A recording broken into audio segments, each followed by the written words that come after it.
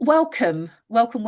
So pleased and excited to see so many people here to talk about complaints culture. Really excited to welcome you to this webinar in which we will explore this important topic.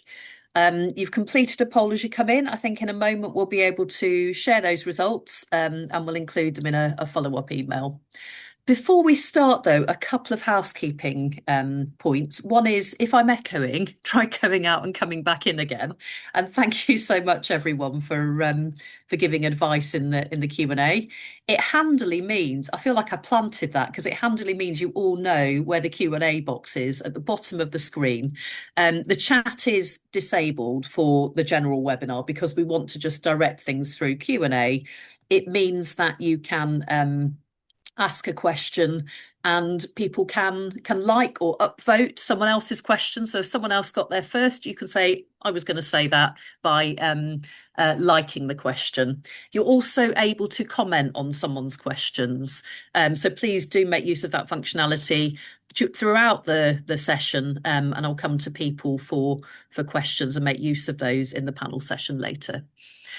We will be recording the webinar. Hopefully it told you that as you came in, and it will be made available after the event along with a PDF of the slide deck.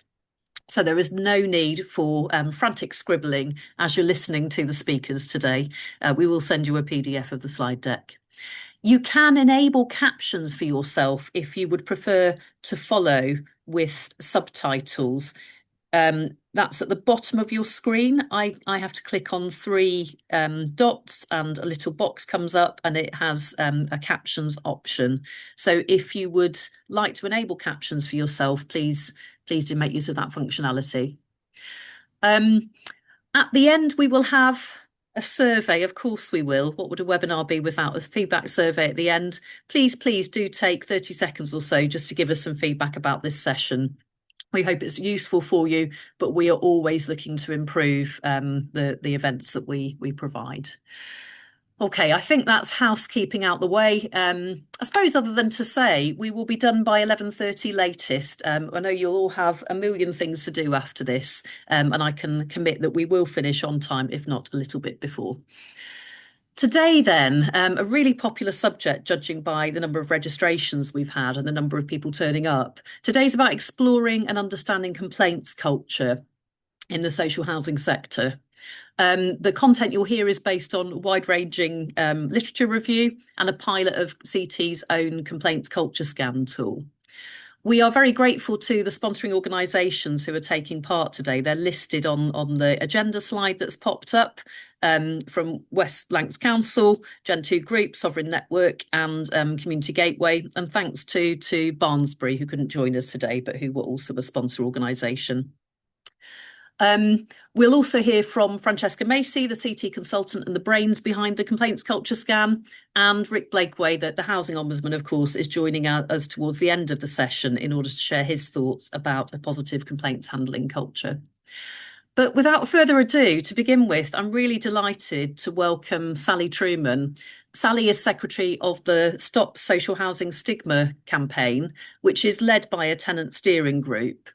The campaign has influenced through work, including a toolkit produced with the National Union of Journalists, work with the CIH and with politicians, as well as those across the sector. And many of you will be familiar with the campaign, I'm sure. It's a campaign close to my heart, having been involved way back at the beginning, many names of the campaign ago. And it's been great to follow the work grow from strength to strength under the guidance of the steering group. Many of our sponsors are signed up to it, and I'm delighted to say that Campbell Tickell is a friend of the Stop Social Housing Stigma campaign. Sally, we've asked you to do some scene setting about why the right complaint culture matters. So without further ado, over to you. Thanks, Catherine. And yes, we did have a lot of names, but I'll say about that later. So we were formed after, obviously, the dreadful event at Grenfell. After we'd worked with many housing ministers on their roadshows, where stigma was the #1 complaint that tenants faced, we decided to change our name. As Catherine alluded to, we did have many, but we decided to call out the stigma and use this in our name. So Stop Social Housing Campaign Group was born. You can find the other members' information and other work that we've been doing, including the journey planner, on our website, stopsocialhousingstigma.org. Recently, the group had been running a national tenant survey, and the results are as followed. We have had over 1,600 responses to this. 2 out of 3 people have felt stigmatised. So half of all the people that responded saying because of their landlord. 2 out of 3 people felt that the government has not done or nothing to tackle stigma. The report is open for another month, so please forward to any tenants that you know. We've also started a conversation with Baroness Taylor and the MHCLG officers. Myself personally think these figures are appalling and it wouldn't be tolerated in any other sector. So why housing? I'll leave that there with you. Change slide. Stigma and complaints. How much are complaints about the attitudes, the behaviour and the culture? You know, we're not here today because of what we've been told. We're here because of the awful tragedy of AWAB. Can we actually measure the stigma? Our group and others are working with academics on a project about this, so please look out on our website for details. And what are the barriers needed as set out in the new standards? Well, after speaking to plenty of tenants at events, our group have put down some ideas along this. Empathy, patience, a can-do attitude, listening, positivity, solution-focused, follow-up and communication. I've read them out because I want you to all hear that this is not complicated stuff. A good example of this was at Christmas. I brought 8 plates from Spode and 2 were faulty. I telephoned Spode, they listened, they asked for photos. The results were 2 new plates delivered. A quick can-do approach, solution-focused with a positive attitude, with a positive outcome. And we're working with the government for the sector also to change the language, which leads me nicely on to my next slide. Do you live in a stock? We are working on a project on the use of language in this sector, but this is not just putting paperwork through AI and getting plain English or not using acronyms. It goes deeper. It goes to the words like stock and unit, assets, voids, decants, and a personal favourite, not stock condition survey. We can also have that debate around the customer and tenant, but I simply say know your people. And do we actually need to be labelled with social housing? Tenants are people. We live and work in homes and communities. 13 housing group have put to their staff the mum and gran test. So basically it's saying whatever you say and do, would your mum be proud of this? Do go and look on their housing website to find out more about that. So can I ask you, when you moved into your new home, what kind of cards filled your mantelpiece or window ledge? Did you ever receive a card that said, welcome to your new unit? No, I didn't think you did. However, think about the tenant who is fleeing domestic abuse or has been homeless for years. They've been living in this void for years, a black hole long enough. And the landlord saying, great, we've found you a void, great little unit for you to live in. How do you think that makes that person feel? Safe, secure, happy? No, they still feel a burden, lost, still living in a void. There might also be issues with this new unit, mould, damp.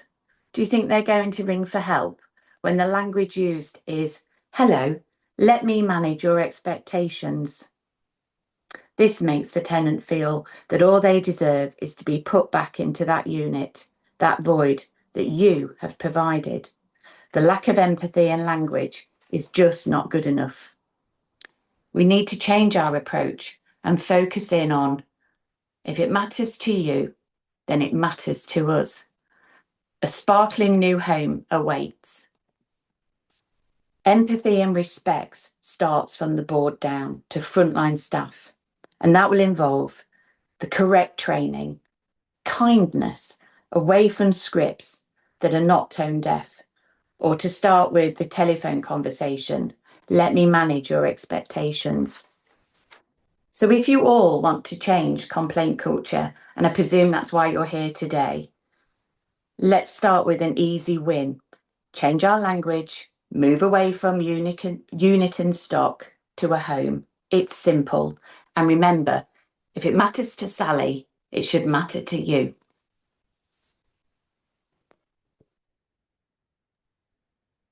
Thank you, Sally. One of the tricky things about a webinar is you can't see everyone clapping at home.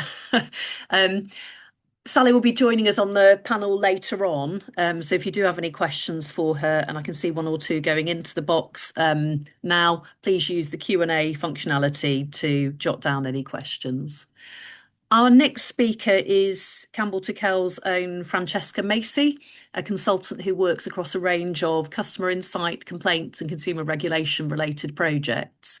With a background in the housing sector and in leading research, Francesca's developed the Complaints CultureScan tool and has led the pilot. Francesca, over to you. Well, thanks, Catherine, and thanks, Sally, for that really great presentation. So good morning, everyone, and thank you very much for joining us today. I'm really excited to share the findings of our research into complaint handling culture across the social housing sector, where we've used Campbell Tickell's new Complaints CultureScan tool. Now, the next slide, please. So why complaints matter? Well, complaints shine a light where performance data alone cannot.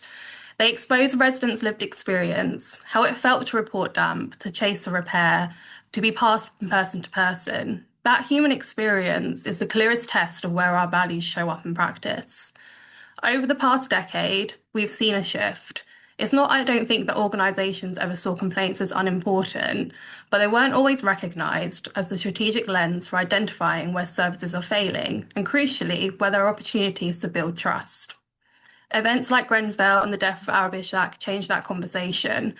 They highlighted the critical role of listening, not just as a procedural requirement, but as a social responsibility. But beyond the insight, what complaints actually provide is an opportunity to build stronger relationships. When we acknowledge the issue and communicate with empathy, own mistakes, and resolve transparently, relationships often end up being in a stronger position than they were before the complaint. And the reverse is also true. So things like delays, defensive language, and poor record keeping can erode that confidence and escalate issues unnecessarily. But despite, I think, most of us knowing this, complaint handling remains one of the lowest rated TSMs. So this tells us, I think, that processes alone won't close the gap. The key challenge and the opportunity must sit somewhere within culture. So how people behave, how they are supported, and how we actually listen. So to understand this, we carried out this piece of research. The next slide, please. So what did we do? Well, first we conducted a literature review.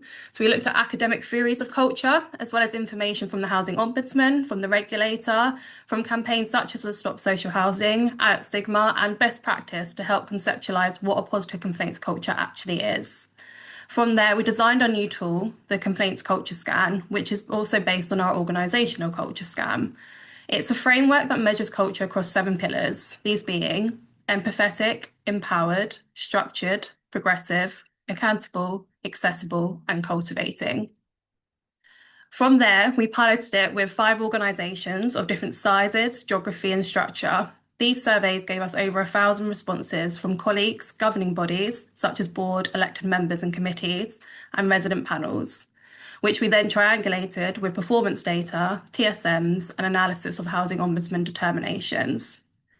We then hosted a roundtable as an opportunity to test our findings and provide some additional context for the scores. This was a really, really helpful part of the research, as it's great that, as well as colleagues coming to join that from the pilot organisations, we also had members of customer panels be part of that conversation as well.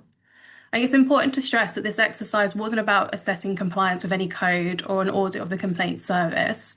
It was where we wanted to understand the cultural patterns that shape how complaint handling is actually experienced at different levels, from oversight, delivery, and scrutiny. Next slide, please. So what the literature tells us.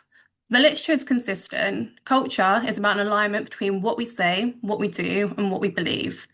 There were 5 recurring factors that defined a positive culture. First, being empathy. So respectful, emotionally intelligent interactions shape fairness and trust. Complainants judge fairness as much by how decisions are communicated as by what is decided. Therefore, it's not just a soft skill, but it's a competency that speeds resolution because it reduces defensiveness and clarifies the real issue. The second was flexibility or approach. So procedures must be accessible and predictable, but not rigid. So when policies are interpreted without context, complainants can experience indifference. When colleagues have discretion within shared principles, fairness and responsiveness improve. The third was learning. So we saw that cultures that surface mistakes without blame improve faster. Sharing patterns and closing feedback loops prevent repeat failures and reduce demand. Fourth was leadership, where leaders are modelling openness and responsiveness. What leaders ask about, measure, and celebrate becomes the standard. And lastly was empowerment. So where colleagues have clarity and tools and delegated autonomy, resolve issues earlier and better. Empowerment without clarity creates risks. But on the other hand, clarity without empowerment creates delays. We need both. But what does it look like when we look at what's done in practice? Have the next slide, please.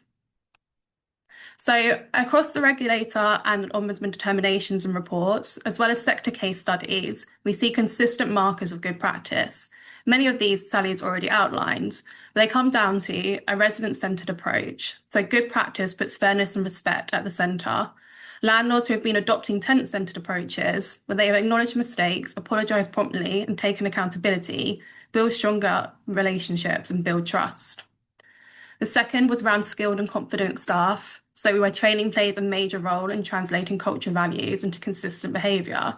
So when staff understand the emotional context behind complaints, they feel equipped to act confidently. This results in better experiences for residents. Third was around systems that support the journey. So a positive culture also depends on good infrastructure. So reliable data, strong record keeping, and joined up workflows to provide residents with clearer and faster answers. Fourth was collaborative behaviours. So good practice is reinforced through cross-team communication and a shared understanding. So that's things like regular data sharing and joint problem solving, which helps colleagues respond more consistently.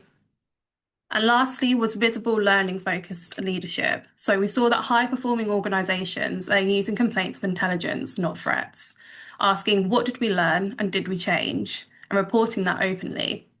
So in practice, all this tells us is that a positive complaints culture is not just how people feel within the organisation, but it's by what people do, it's how systems work, and it's how consistently the organisations deliver for residents. When we take a step back and look at the sector, I feel that the picture is both familiar but urgent. Next slide, please.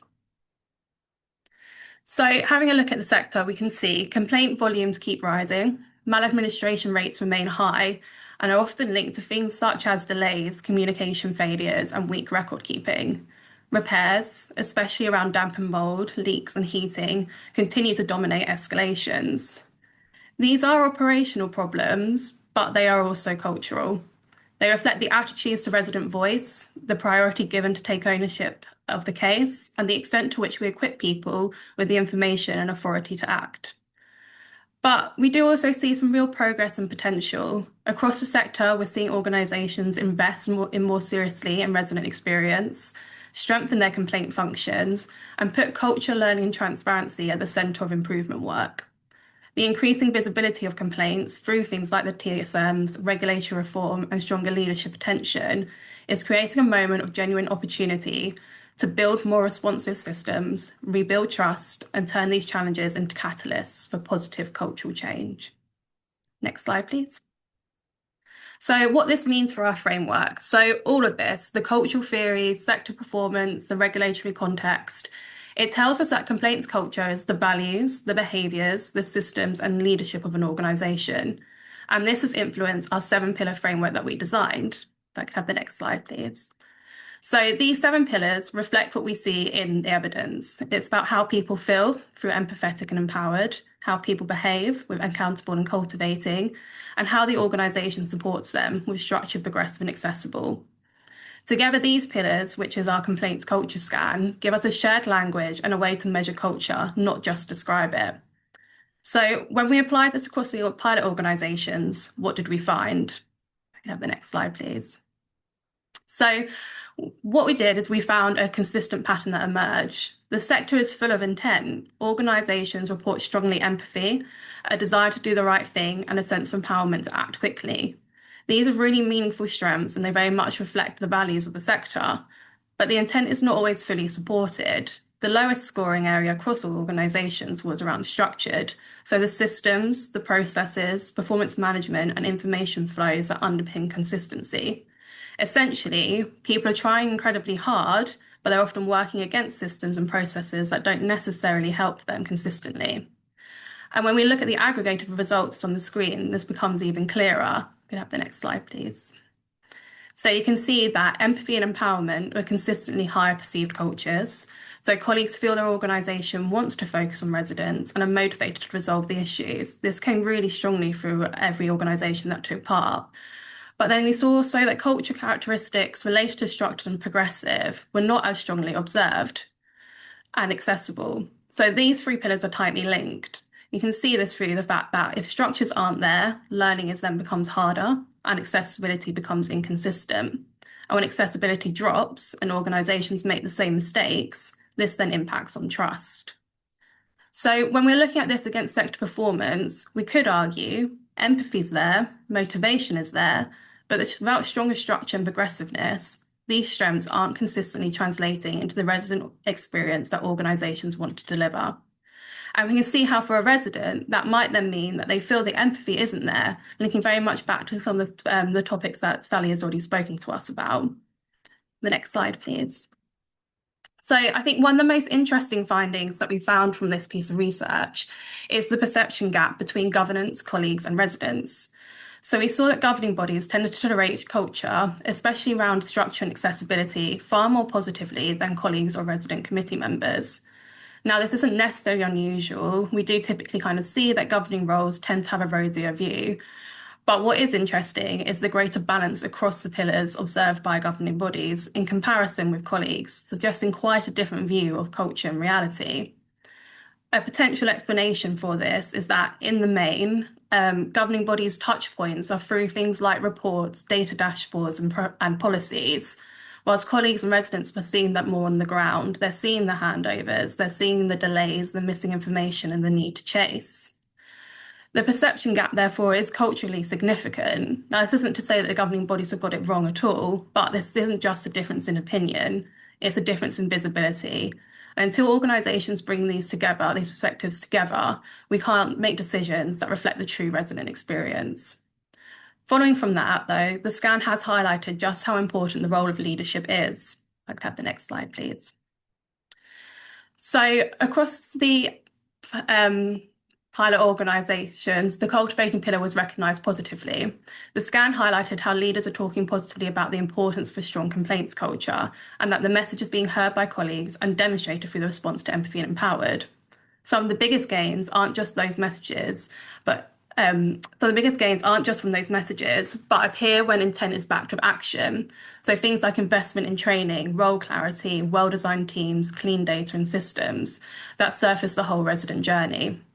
Colleagues from the pilot highlighted recent investment in training, new roles and redesigned teams, all of which they cited as helping create a more coherent and responsive approach to complaint handling. These actions show how leadership attention can accelerate cultural change by ensuring that people feel equipped, supported and aligned. Again, this then links to how important it really is for boards and other governing bodies to have a real understanding of the culture.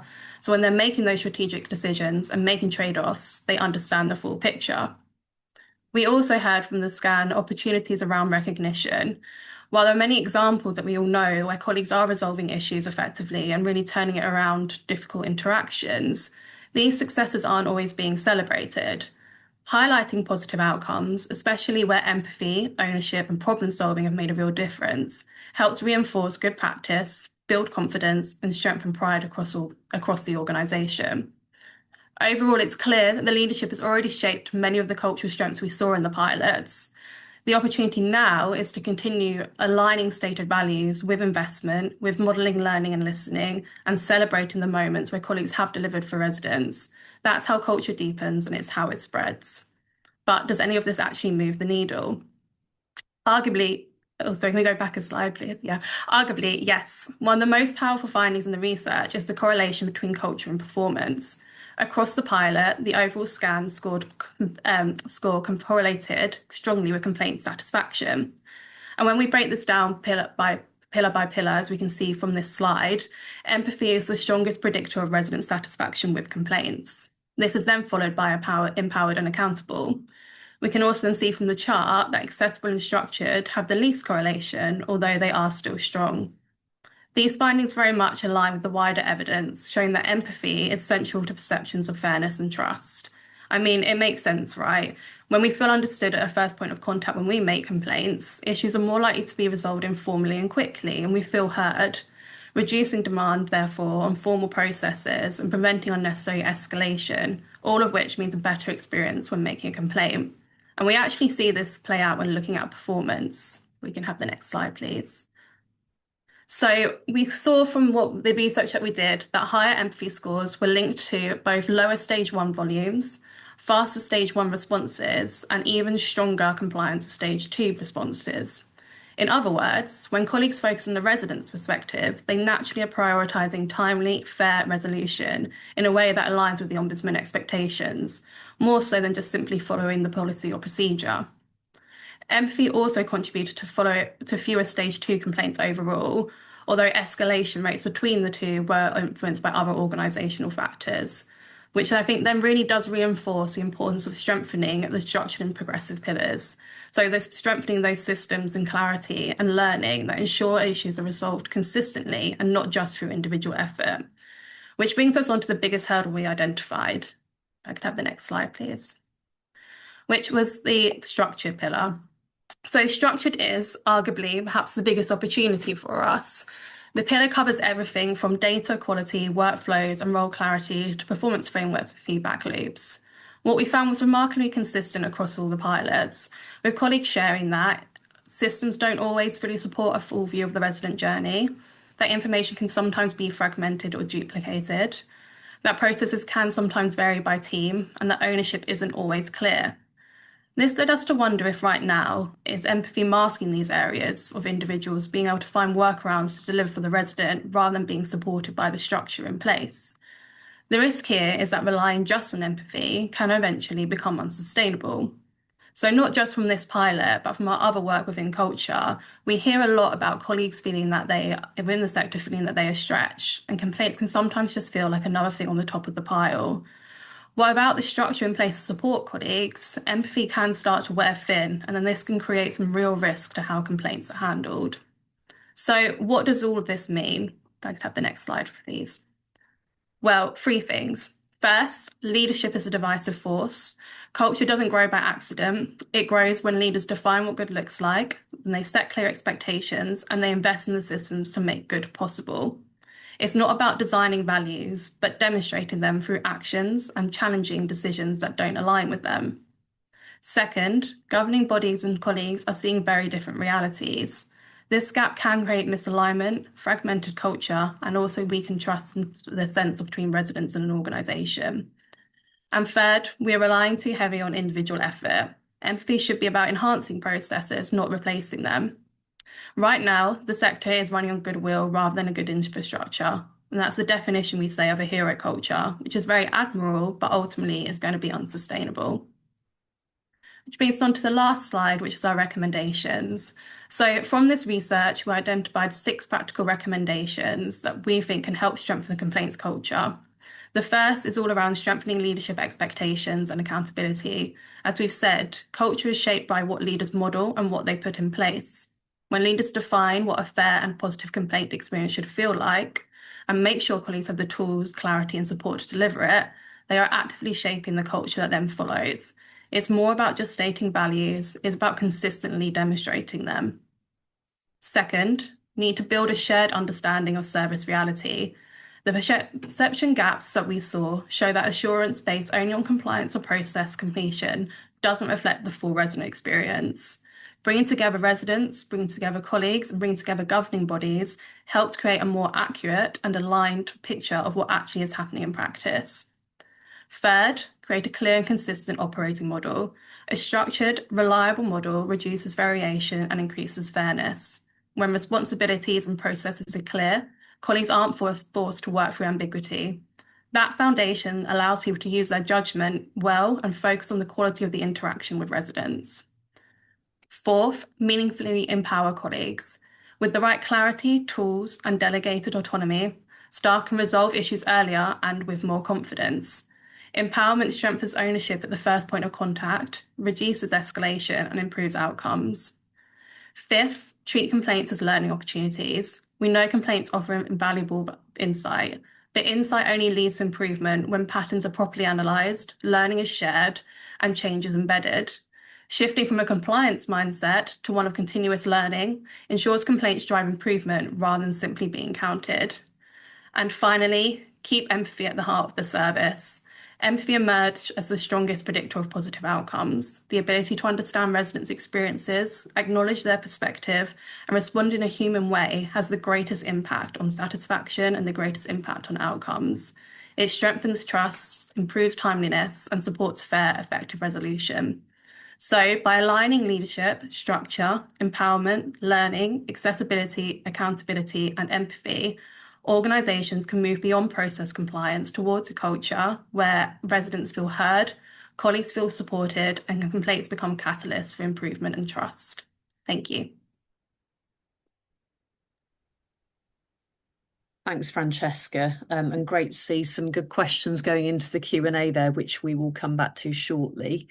I think, should we get rid of the slides for the next section, please? Thank you. And if I can invite our panellists to switch on their cameras, I'm really pleased to introduce Saleha Ghani, Head of Service Improvement from Community Gateway, Alan Lester, Director of Housing and Environment at West Lancashire Borough Council, Richie Rumbelow, Customer Experience Director.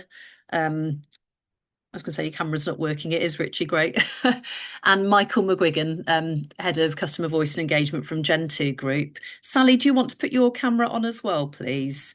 And I'm going to go straight into some questions, some of which have been suggested by attendees in advance, and then I'll come to the Q&A from the live studio audience, as it were. So please do keep on adding questions and do keep voting. I can see there's a bit of thumbs upping going on in the Q&A, which is great. I suppose I wanted to start really by asking what you learned from the Complaints Culture Scan and what was reconfirmed. Richie, I'll come to you first. Yeah, just checking my audio is on. Yes, I think Yep. it is. Thanks, Catherine, and good morning, everybody.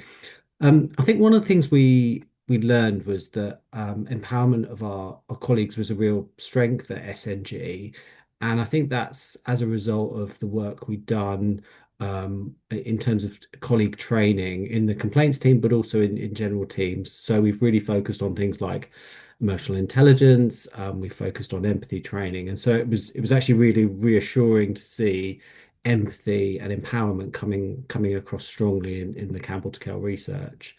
Aligned with what Francesca was saying, one of the improvement areas for SNG was around structure and specifically around systems, which has been a challenge for SNG. At the time of the research, we had separate but aligned systems following a merger, and we were also going through integration and restructuring teams. So hearing that kind of structure was a challenge for our colleagues wasn't a surprise for us. But now that integration is completed and we've aligned those teams, we'd actually be interested in repeating the research to see if that's an area that's improved for us. I think one of the things that we learned, which we weren't necessarily expecting, was that we weren't doing a good enough job communicating kind of positives to colleagues. So we weren't talking enough about improvements in quality of complaint handling, and we were focusing much too much on the kind of data, the metrics, and the performance side of things. In response to that, what we're doing is is we've evolved our complaints handling communication across the organisation, and we're starting to build video and audio content into our reporting. And a key report for us is the Voice of the Customer report. And it's really about trying to communicate the experience for customers and not just how we're doing from a metrics and a data and a performance perspective. So overall, the research, what we learned from it was that we were focused on the right areas, we were making the right kind of improvements, but we needed to take that further, and therefore the research has helped guide our improvement program going forward. Thank you. That's really fascinating. And I think that point around numbers versus experience and voices really resonates with a lot of work I do with lots of providers across the sector. So thanks, Richie. Michael, did you want to comment on that from Gen2's perspective? Yes, good morning, everyone. Similar to Richie, the report was really welcomed, and the empathy and that empowerment shone through in our report. We spent the last 2 years working on a culture program, delivering customer excellence training, complaints training to all colleagues within the group. We've delivered over 7,000 hours over the last 2 years, and it was nice to see that reflected in this report. The report showed us that we are on the right path. Again, similar to Richie, from a communication perspective, we concentrated a lot on the numbers, and we've launched a CX forum for this year, and we've changed our approach. So we're talking less about the number and more about the opportunity and looking at ways that we can get things right for the customer.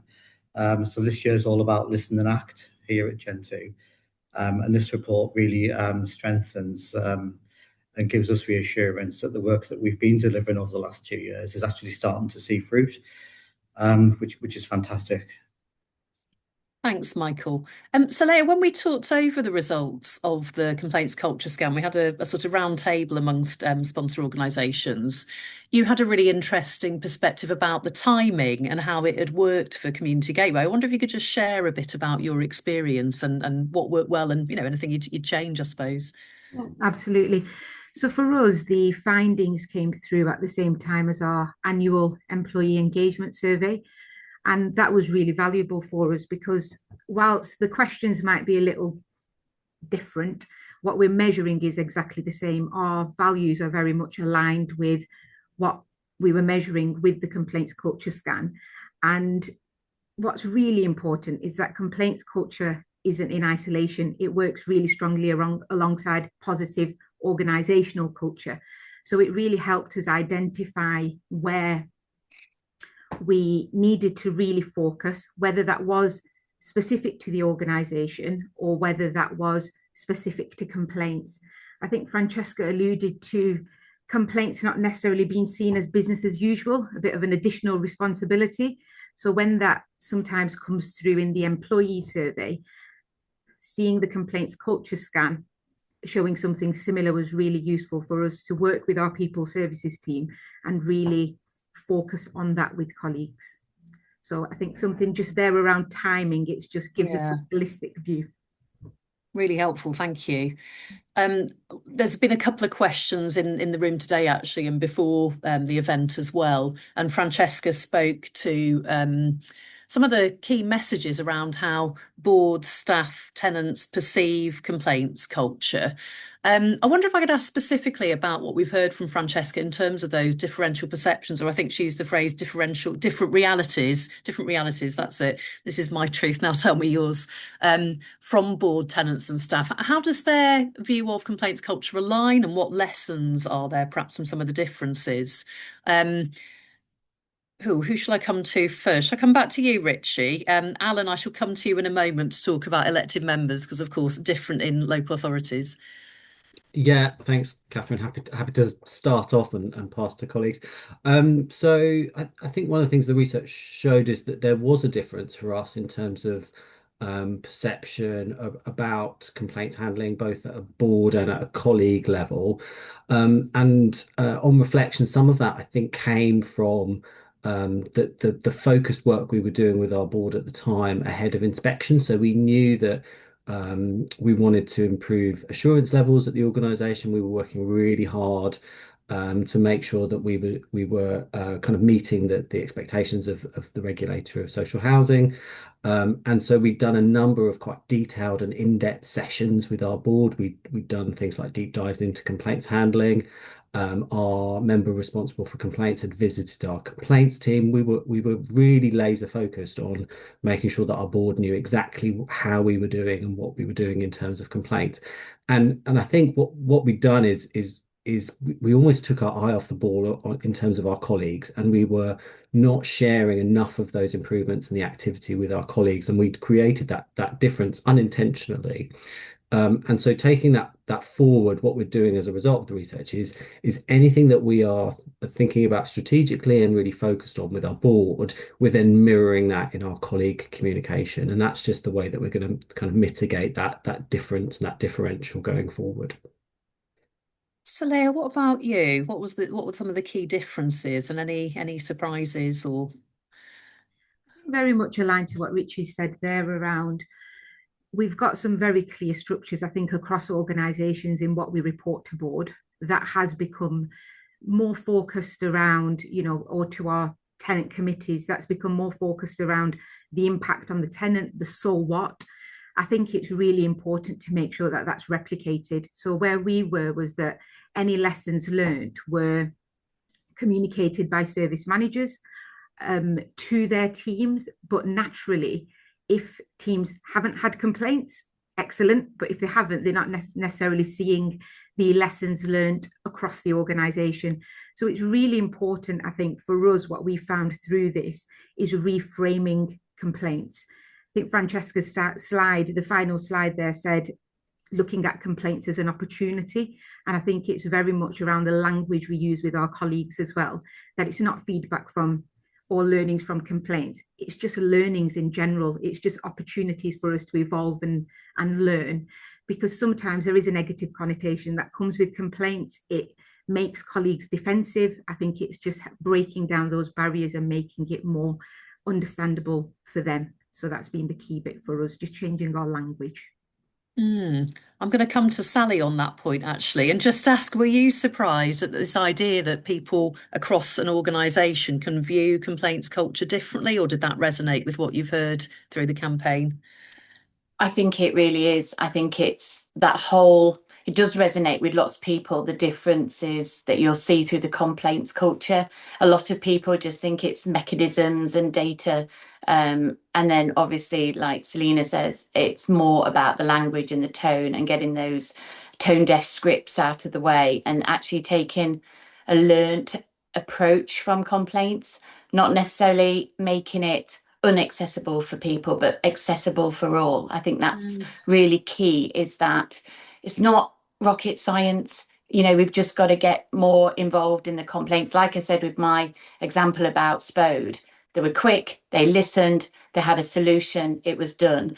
And I know the finance team would be on your back saying, well, we can't do everything, we can't please everything.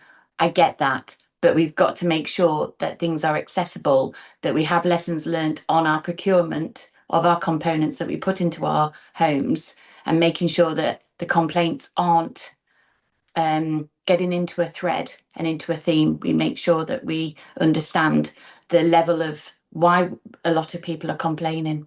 That makes sense. I'm keen to hear the local authority perspective, Alan. West Lancs is Borough Council's different sort of social landlord, different structure than the housing associations we've heard from. What were some of the specific lessons for the council, perhaps with particular reference to elected members? Thanks, Catherine, and good morning, everyone. I think just initially to go back to learning, in respect of colleagues, the learning we've done and the work we've done, the culture scan didn't really tell us much difference, apart from the fact we have a fairly positive culture with colleagues. Where it did highlight differences, and in some areas significant differences, with elected members, councillors.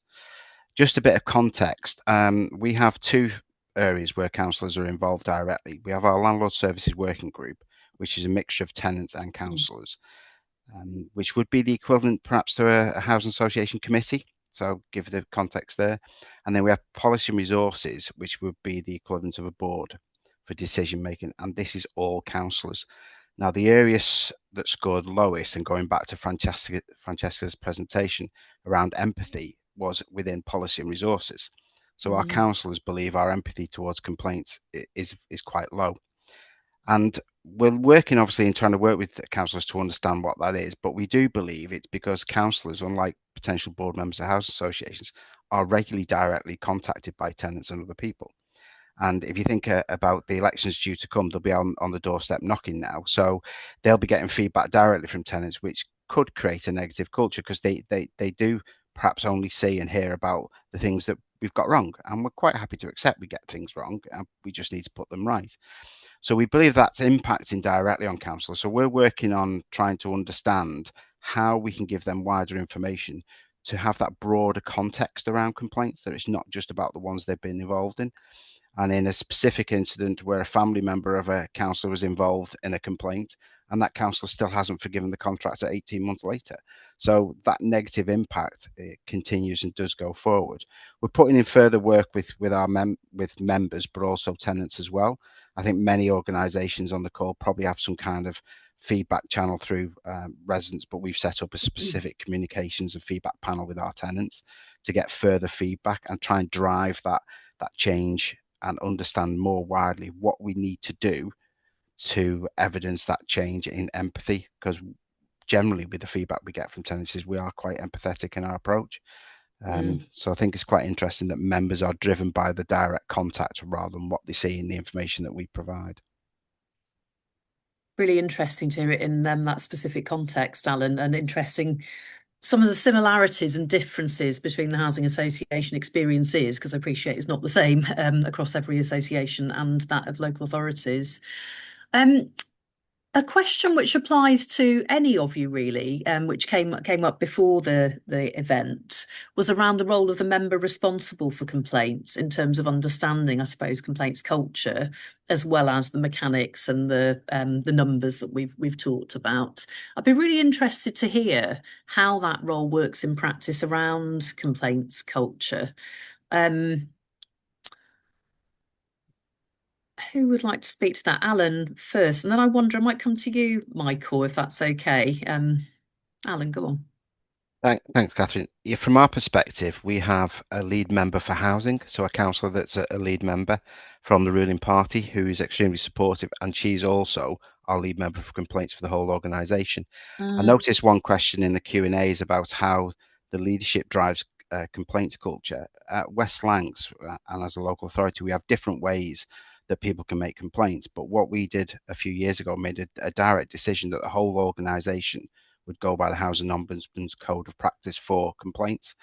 And that's driven from the top. So we are all dealing with complaints in exactly the same way and try to drive that. The lead member for complaints and housing, in our perspective, is highly engaged. And she understands and works with us to develop the processes that we have done, and has really positive feedback to us and understands how we have to deal with those complaints in a specific way. So we found it really useful having her involved in feeding back to us. Really helpful, thank you. And Michael, at Gen 2, how does the role of the member responsible for complaints support positive complaints culture? We have a really strong MRC here at Gen 2. They're on our board and they sit on our customer committee as well. Our MRC gets involved with the team, knows the team, all the people on the team individually. They are very keen to hold us to account, quite rightly. And we meet at least quarterly to go through our journey, where we are, the lessons learned that we're developing, the website, the SharePoint internal website we've created to tie everything back to the Housing Ombudsman from a lessons learned perspective. And she acts as that critical friend, which is great, to give us the opportunity to think differently, but also is very supportive, but will quite rightly challenge us where need be. So we have a really good, strong working relationship, and our MRC is well informed, attends the Ombudsman's annual meeting regularly, and gets involved. Great. And I think what I'm hearing there is we've talked about the potential for gaps or differentials between the perceptions of complaints handling culture and, in a way, the role of the member responsible for complaints. Alan and Michael, you've both spoken to almost there a bit of a bridge, an ability to hear what's going on for staff, hear what's going on for tenants, and perhaps bring that back into the governing body room, be that a board or a committee. Really interesting. I'm going to move on now to some questions we've had in the room today, because there have been quite a few and there's lots of thumbs up and voting going on. So if you've got a burning question, feel free to drop it in the Q&A. The top voted up question is from Lily, and Lily's asked, firstly said it's extremely helpful, thank you to all of you. Do you have any examples to share where you or other organisations you know have helped build empathy amongst operational teams, for example, repairs and maintenance? And I mean, I'm yet to work with a housing provider where the top reason for complaints isn't repairs and maintenance, because that's where your tenants see you, isn't it? That's the day to day, and the opportunity for lots to go right, but also the opportunity for the risk of things going wrong, I suppose. So repairs and maintenance, and particularly working with operatives. Where would you start with that? Have you got any examples of working with teams? Michael? Yeah, so we've spent a lot of time over the last 12 months introducing the care model.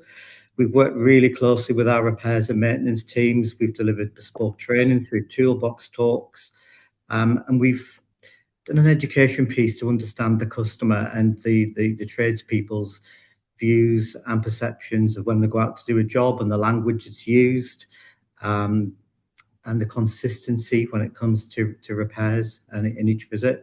And we're working with a third party where we're rolling out real-time surveys. So every time a customer has had a repair and that job's been completed, they'll receive a survey. And we're capturing that feedback, and we're working really closely with the repairs and maintenance teams who then own that service recovery piece. So we get lots of really good positive feedback about our repairs and maintenance teams, and it's keeping it into context, because when you think we've got 28,000 properties, the volume of complaints that we get is really quite low. But sometimes it's, as we all know, it's going to be quite emotive. So the repairs and maintenance teams, the team managers, the ops managers, they own that service recovery on the back of the feedback, and they will listen and act, and they'll contact that customer. And that's also changing that customer's perception of Gen 2 at the same time. So we're hoping, we've rolled that out, we're in month 3 of the pilot, and that'll continue throughout this next year. But it's nice to see how engaged everybody is, and how all of a sudden we're a lot more customer focused than probably we were 12 months ago.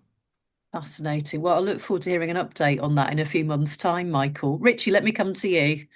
Yeah, I'm just going to build on what Michael was saying about kind of understanding of customers. So SNG has developed a customer segmentation model, and we've started to understand the different personas that we serve, and how customers have very different needs. We do not have a kind of homogenous customer group. We see there's a wide range of experiences requested from our customers. And we use that segmentation model and that research to then do further kind of topic specific research. So we've looked at our repairs journey, and so we understand the different types of ways that our customers want to receive our repair service. And that level of understanding we share with our trades colleagues and our customer facing colleagues, but we've also integrated it into our welcome seminar, so everybody that joins our organisation understands what our customers need from us and how we can best deliver services to them. So it kind of culture and empathy and understanding is really started to become kind of built into how the organisation operates. And I'm glad we do it with all colleagues and not just trades colleagues. I'm going to take that opportunity to broaden the question slightly, actually, and bring in another question, which is about working with delivery teams, perhaps colleagues in the repairs department, but also taking senior leaders on a journey towards that kind of customer-centred culture. And Richie, you've talked there about the segmentation, the use of really rich data, and sort of informing, I suppose, those discussions. I wonder if Alan or Saleha, if you want to talk about either aspect of that. Alan, let's come to you first. Thanks, Catherine. I just wanted to mention a couple of things around how we're dealing with this aspect. I think the first thing to say, and bigging yourselves up at Campbell, obviously from our TSMs, we utilise yourselves to conduct a complaints, I suppose, roadmap with tenants and understand that culture, which gave us some really great feedback for us then to utilise to develop our processes. The other things we've been directly doing is directly learning from those complaints, because one of the biggest areas we had complaints was about operative behaviour. Now, bearing in mind we have contractors, we don't have an in-house team, so we directly targeted that for training and development, and that has had a positive impact, and the number of complaints have reduced. Also, we're doing joint training with contractors and our colleagues. Many people may have heard of the company called Afterthought, who come in and do acting around issues and what have you, and learning for everybody. That was really positively received between colleagues and contractors all in the same room. Going back to senior leadership there, you mentioned, Catherine, within those training and elements, we were all in the room. You know, we're involved in that training development and understanding of how we progress that. The other thing we've started to do, I noticed the question around AI. We are starting to look at AI and how that can support our drafting of communication around empathy and other elements of it. So that's very early in our journey, but we are definitely looking at that approach to utilise AI. Thank you. Just having a look, especially in the context of informing senior decision makers and the Ombudsman around complaints. So yeah, something around keeping senior decision makers up to date around what's going on with complaints, I think is a bit of a nuance to the question. Saleha, do you want to talk to that? Yeah, of course. So in terms of keeping senior leadership updated, I think it's really important that whilst complaints is absolutely really central to this, it's the whole customer service approach. And I think that makes it less around complaints and more around the day-to-day services that we're delivering. So one of the things that we've really focused on is organisational wide customer service training, organisational wide training on knowing your customers, knowing their individual needs and making sure services are tailored. But alongside that, like Alan was saying, our senior leaders have been in the room for that and really leading from the front. So I think one of the key things I've found is over communicate to begin with, really talk about the importance of complaints, talk about the importance of customer service, and also don't underestimate that senior leaders are very much seeing what's happening in the sector.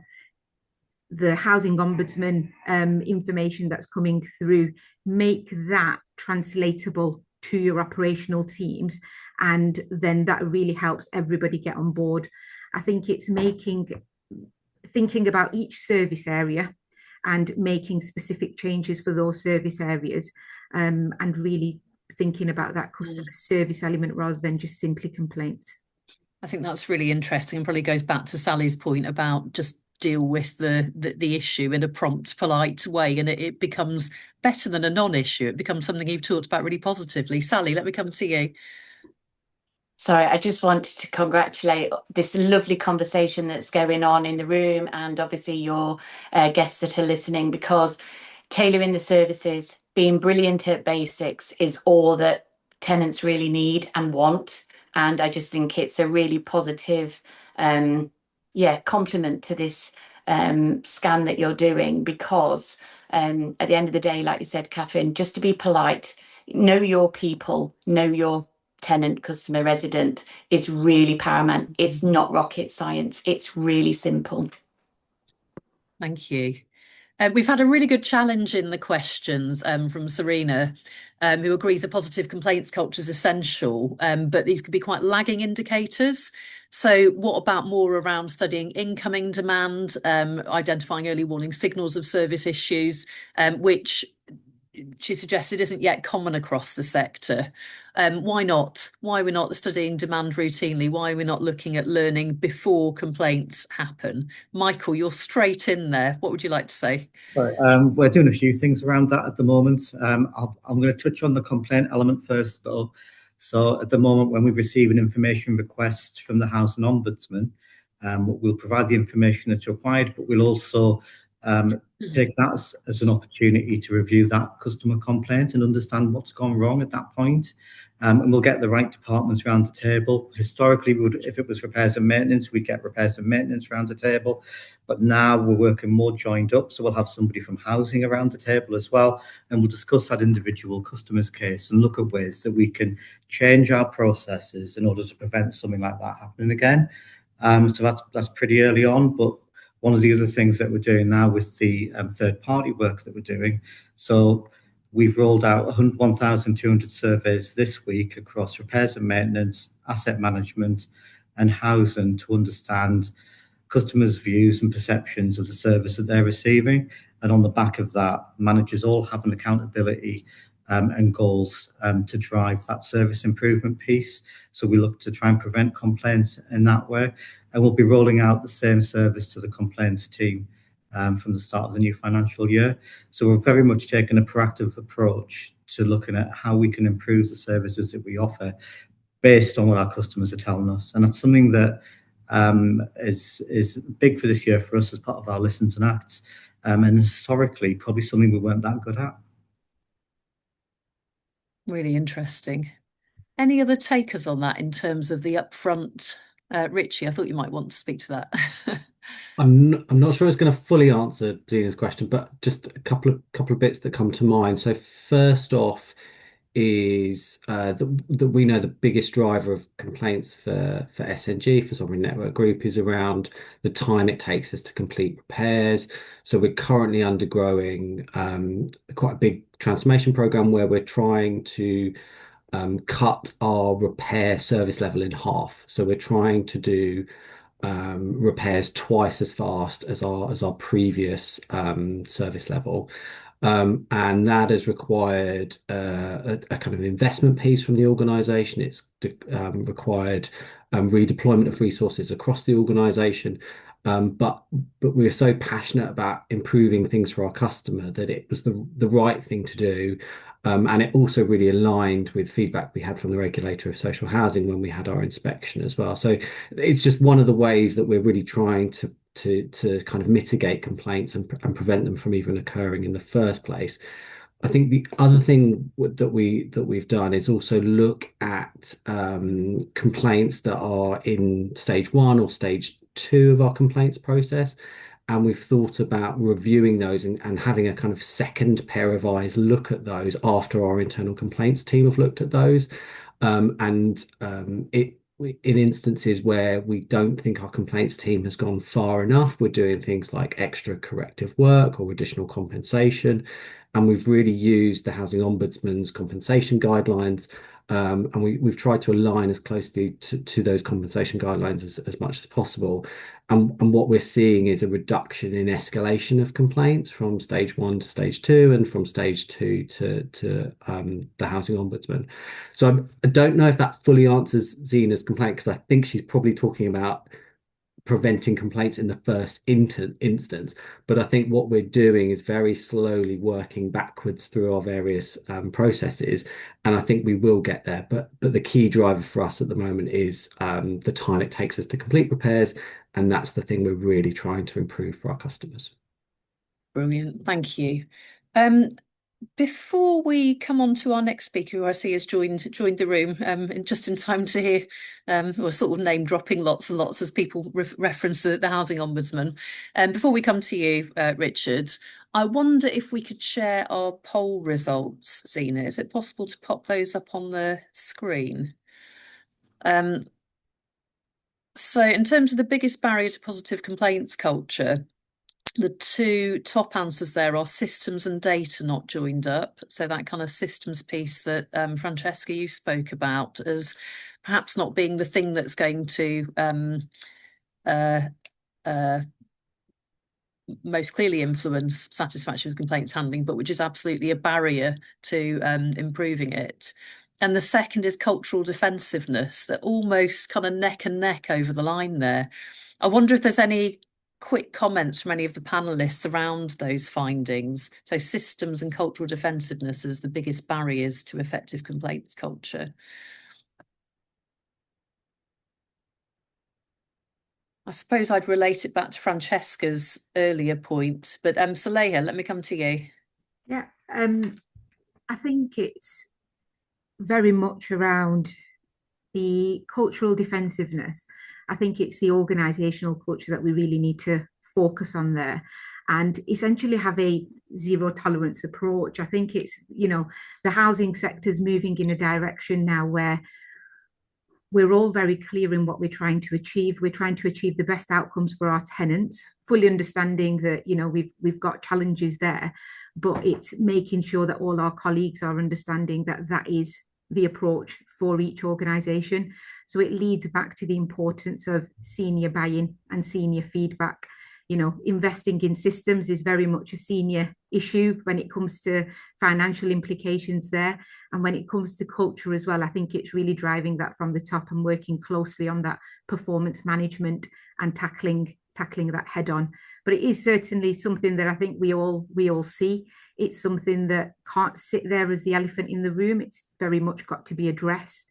And we've found success in very much tackling it head on and making it very clear what we are as an organisation and what we're trying to achieve, and putting it out there that everyone gets on board ultimately. Thank you. Okay, we're almost at 11:10, so I'm going to thank all the panelists very much. It was really helpful to hear your very non-defensive descriptions of your experience, and it's very generous of you to share what your organisation learned. I can see there's quite a few questions left in the Q&A, and we'll make sure to share those with panelists. I'm not promising they'll all come back to everything, but I think it's useful to see the kind of questions that have been listed, and if we can address some of them, we will do. One I do want to address, there was a question about the recording of this webinar. It will be sent to you after this event, and we will publish it on our website as well. So it'll be available to attendees, but also people, if you have a colleague who couldn't quite make it, they'll be able to view it afterwards. So thank you very much to the panel. If I can invite you to switch your cameras off, and Richard Blakeway will be known to many of you. He is, of course, the Housing Ombudsman, who's very kindly agreed to come along and speak as a closing speaker, really, just to reflect on maybe some of the things you've heard, Rick, but also your views on a positive complaints handling culture. Over to you. Hello. Thanks so much, Catherine. It's fantastic to be able to join this discussion, and it was brilliant listening to those reflections and that debate. And I think it is a conversation that simply wouldn't have happened, I think, a decade ago in the way that I've just heard. And I think that is such a testament to the thought and effort that has gone into affecting kind of cultural change and improving relationships and trust with residents. And I think that the fact that we've had this pilot, that the work that Campbell Tickell has done with those landlords, as well as obviously the work that the landlords have done, I think is a real opportunity for the sector to reflect on it and think about, well, how would this apply to us?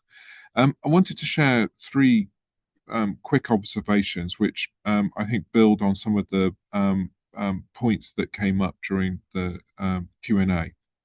So I think the first one is that getting a positive complaint handling culture is something that has been talked about for years, and that requires really thinking about how does the complaints team work within an organisation. I appreciate that for some landlords, the complaints team may be one person doing many other jobs, and for other landlords, there will be more resources. So it's important to think about, well, actually, what does that mean in the context of, quite different settings? But I think it certainly has some characteristics. I think the first is that the complaints handling is an opportunity to recover a position and to avoid compounding what may have been a breakdown of trust or a breakdown in relationship between the resident and the organisation, and actually rebuild it. And one of the things which I'm always struck by is that in the complaints that we see, where someone has, sometimes had to be probably quite tenacious to go all the way through to bringing a case to us. So they really care about this. Even if something didn't go wrong, they obviously feel that there's something that's gone wrong. I'm always struck that on the cases where we don't uphold the complaint, most residents will say they felt that they were heard and their issue was looked at. So it gives them some sort of closure. So if that's possible at our end stage of the process, right at the end, then it just shows that there is that opportunity. Things are not lost. There is that opportunity to rebuild a relationship through the complaints process. The second thing, but it's making sure that those issues are not, that the complaints process doesn't kind of compound what may have been failures before, whether that's around communication or wherever it is. And then I think the second thing is the complaints team being kind of independent minded. They're there to look at something objectively, not there to double down on the organisation. And that point around defensiveness has come up, and avoiding that kind of behaviour. And I think that's obviously a key ingredient for a successful and positive complaints handling culture. The second quick thought was just in relation to the point, which is, well, the complaints team acting well and doing things right, is only part of the story. Actually, it's what is the culture in the whole organisation and how does it fit in with that. And I think that was such an important point that came out during the discussion, and the points which had come out through this project around leadership and the importance of leadership, and around systems and how systems actually can conspire against a positive culture, I think are well rehearsed during that, well debated during this discussion. But I really want to emphasise the importance that I see in those from the perspective of our casework. Just think about data, how important good data is, and the integrity of data is to organisations, but how often is inadequacy in data contributing to, for example, poor communication or poor decision making, which will impact potentially the daily life and daily experience of a resident.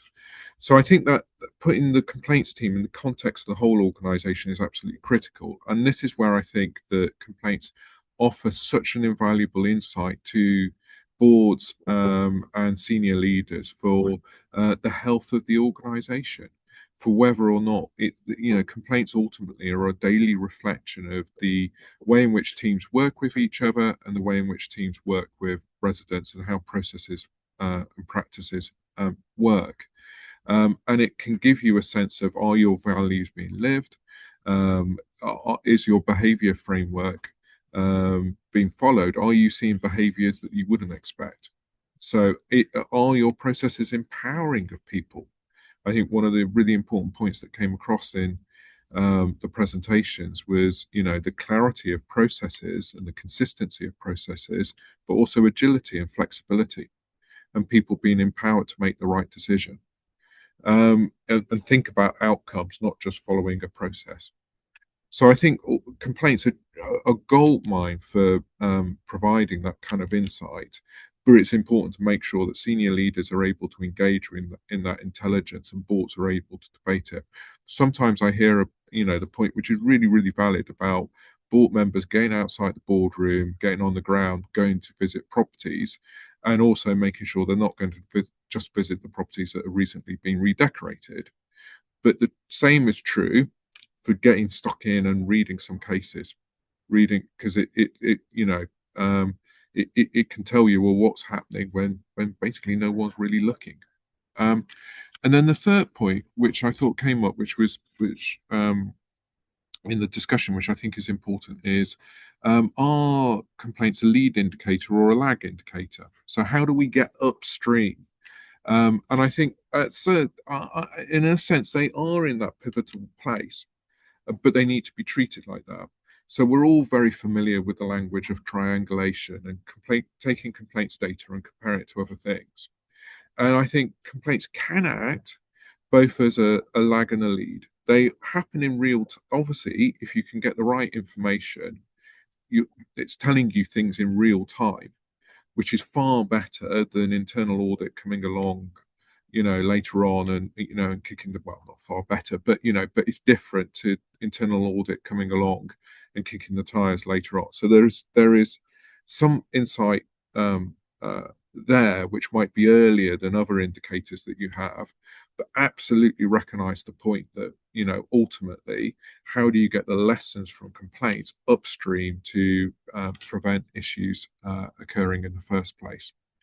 And I think that's really important when you look ahead to the operating environment, which we know is both changing and challenging for housing associations and councils. And I think that's again the role that complaints can play in both looking at what's gone wrong in the past, but also thinking about the future. And particularly where operating models are changing, organizations might merge, new processes or programs or policies might be introduced. Complaints again can give you a sense of, is that working?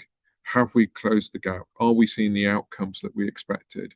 And it might provide you that insight earlier on than other evaluations, which will matter and have to happen.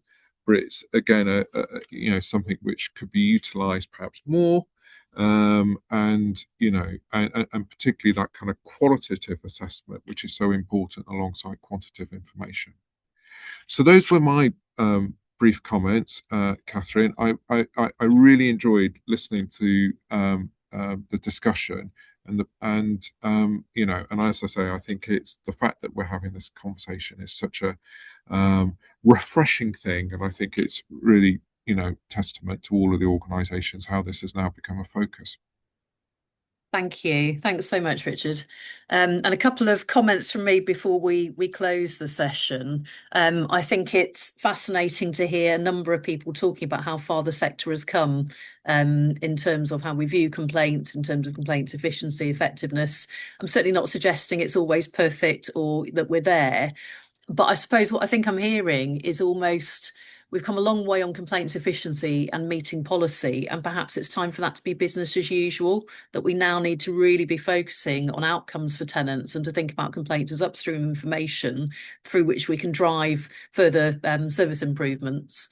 I'm really struck by the focus today on the importance of understanding differential perceptions. We've talked about elected members, boards, tenants, staff at different levels, and I guess the central importance of bringing people together to understand different perspectives, whether that's bringing lived experience into the boardroom or perhaps staff hearing. And I was struck when we were talking about repairs colleagues, for example, how do you get the right culture? The thing that's in my mind is let them know that what they say makes a difference as well. Let them know if they think something's wrong, because someone always knew, that they will be listened to. Develop that kind of culture where people feel they can speak up, and I think that does help people to understand that they can make a difference out and about dealing with complaints. But there's also something around balancing reporting, this kind of data, lived experience. A colleague of Sally's on the Stop Social Housing Stigma campaign, Yao Boateng, talks about see the eye in KPIs, look at the person, and really that brings me on to my final thoughts, the central importance of empathy. Francesca talked about how that was the real driver when we correlated culture with the satisfaction figures. But that's only part of it, that the gaps around systems, that the barriers colleagues are finding in dealing with complaints mean that empathy can only go so far, that perhaps it's bridging a gap that is perhaps more pronounced than we've seen. Empathy can take you so far, but it needs to have the right support to get us further. So thank you so much to all of you for coming and listening and asking great questions today. Can I thank in particular our speakers? Feel free to put your cameras on, folks. Richard, thanks so much for coming and giving your thoughts at the end of our session. To our panellists, Richie, Alan, Michael, Sally, Saleha. Sally, thank you so much for opening the session, and Francesca for all your work on the Complaints CultureScan and for running the pilot. We will be in touch to share a recording and the research report later this week. And we would really appreciate, please, your input to a survey, which I think is going to appear somewhere. It's in the chat at the moment, folks. Can attendees see that? That should be shared shortly. Please do let us know what you thought about today. It's really important to us. We do listen, we do chew it all over, and we will listen to any complaints about today as well as any compliments. Thank you so much, and we'll drop you a line.